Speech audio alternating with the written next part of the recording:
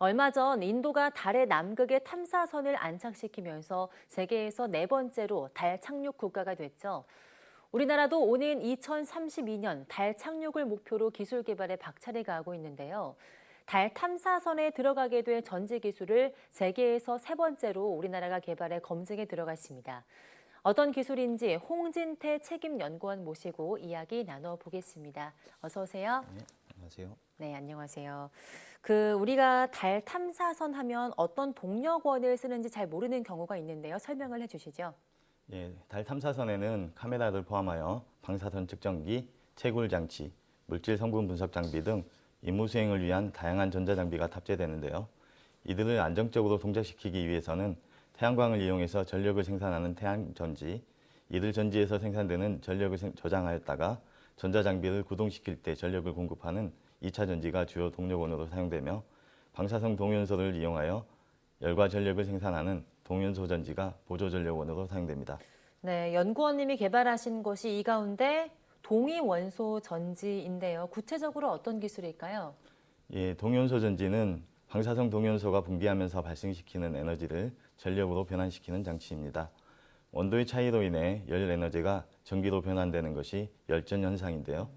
우주용 동위원소 전지의 경우 방사성 동위원소가 분비하면서 발생하는 열이 열전달을 통해서 열전소자로 전달되게 되고 그 열전소자 양단에 온도차가 형성되어 전력을 생산하는 원리가 적용됩니다.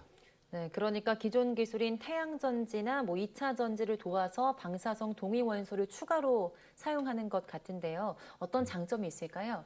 예, 태양전지는 우주에서 태양을 바라보고 있는 상태에서 매우 높은 효율로 전력을 생산할 수 있습니다만 태양이 없으면 전력을 생산하지 못합니다.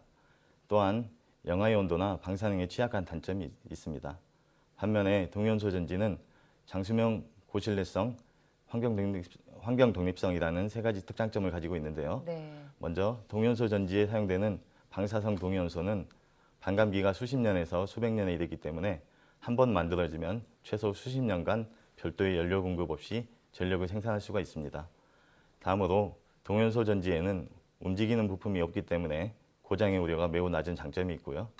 마지막으로 동위원소 전지는 동위원소 여론을 이용하여 독립적으로 전력을 생산하기 때문에 태양이나 산소의 유무, 심해, 방사선, 저온, 고온 등 외부 환경에 관계없이 전력을 생산할 수 있습니다. 네, 그런데 우리나라가 세계에서 세 번째로 이 기술을 개발했다고 들었는데요. 이게 얼마나 의미 있는 성과일까요? 우리가 작년에 누리호 성능검증 위성을 통해 세계에서 세 번째로 자국 원자력 시스템을 우주에서 실증하는 데 성공함으로써 우주 헤리티지, 즉 우주에서 검증한 이력을 확보하였는데요.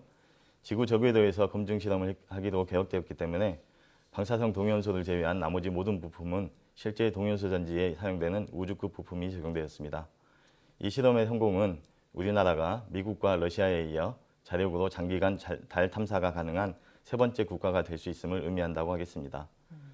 영하 170도인 달의 밤 동안 탐사선과 탐사 장비가 생존할 수 있도록 지속적으로 열과 전력을 공급할 수 있는 거의 유일한 수단이 동위원소 전지이기 때문에 달 탐사 임무 기간을 2주 이상으로 설정할 수 있느냐는 동위원소 전지 기술의 보유 여부에 달려 있다고 할 수 있습니다. 네, 그런데 또 이 전지를 실제 우주선에 탑재하려면 성능 검증이 필요할 텐데요. 지금 어떤 과정을 거쳤을까요? 예, 동위원소 전지를 우주선에 탑재하기 위해서는 주어진 환경에서 목표했던 전기 출력을 내는지 우주선의 발사 환경과 우주 환경을 견뎌내는지를 검증해야 합니다.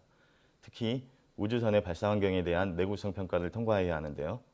우주선이 발사되는 과정에서 우주선 내부로 전달되는 엄청난 진동과 위성이 발사체로부터 분리되는 페어링 과정에서 전달되는 큰 충격 이후에도 동위원소 전지가 정상적으로 동작하는지 검증하는 시험, 마지막으로 우주 환경에서의 온도 변화에도 동위원소 전지가 정상적으로 동작하는지 검증하는 시험을 수행하게 됩니다.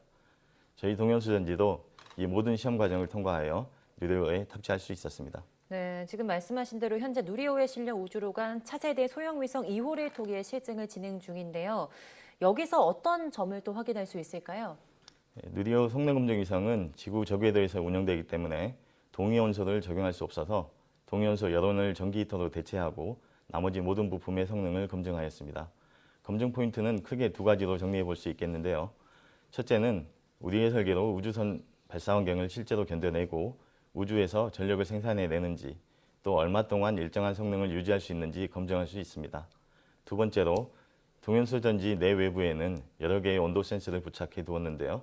만약에 동연소 전지가 이상 동작을 할 경우 어느 부위가 취약한지를 검증할 수 있어 향후 개발되는 동연소 전지의 참고 자료가 될 수 있습니다. 동연소 전지가 우주에서 성능 시험을 시작한 지 1년이 넘은 현재까지 출력 저하 없이 안정적으로 동작하고 있고 저희 팀에서 자체적으로 수행한 우주 방사선 손상 평가 결과로 볼 때 향후 10년 이상은 문제없이 동작할 것으로 예상됩니다. 예. 그런데 지구 저궤도에서는 방사성 동위 원소를 쓸 수 없잖아요. 그 이유가 뭘까요?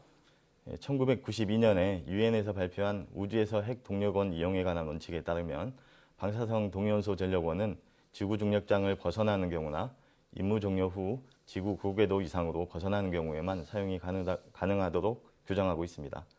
지구 저궤도에서 사용하다가 사고 상황이 발생하여 지표면으로 떨어지게 될 사고를 근본적으로 차단하겠다는 목적이 있습니다. 네. 따라서 누리호 성능 검증 위성에서는 방사성 동위원소 대신에 그와 동일한 열을 내는 전기 히터를 적용하였습니다. 네, 이 기술을 좀 하루빨리 탐사선에 실제로 적용하면 굉장히 좋을 것 같은데요. 어떤 부분이 더 필요할까요? 동연소 전지의 안전성을 확보하는 부분이 남아 있습니다. 즉, 우주선이 발사 중 폭발하거나 지구 궤도를 벗어나지 못하고 재진입하는 경우에도 방사성 동연소의 노출이 없도록 동연소 여론을 보호할 수 있어야 합니다. 이를 위해서 현재 저희 팀에서는 우주선 폭발 시 파편이나 재진입 사고에서 발생하는 공력 가열에도 동연소를 보호할 수 있도록 카본 복합재를 이용한 보호 모듈을 개발하고 있습니다. 네. 이 기술이 또 달 탐사선 외에 전지 기술이 사용될 곳이 있을까요? 동연소 전지는 극한 환경에서 문제없이 동작하는 장점이 있기 때문에 달 탐사 이외에도 화성, 목성 등 외행성 탐사의 필수적인 장치이고요. 지구에서 활용 분야를 찾는다면 심해 탐사 장비나 극지의 환경을 모니터링하는 장비, 또 국방 장비 등의 활용이 가능합니다. 따라서 현재 해양연구기관 및 국방장비 관련 기관들과 협의를 진행 중에 있습니다. 예, 우주 탐사를 위해서는 튼튼한 탐사선과 함께 또 탐사선을 우주로 보내줄 동력원이 굉장히 중요할 것 같은데요. 앞으로도 좋은 연구 계속 부탁드리겠습니다. 한국원자력연구원 홍진태 책임연구원과 함께했습니다. 고맙습니다. 감사합니다.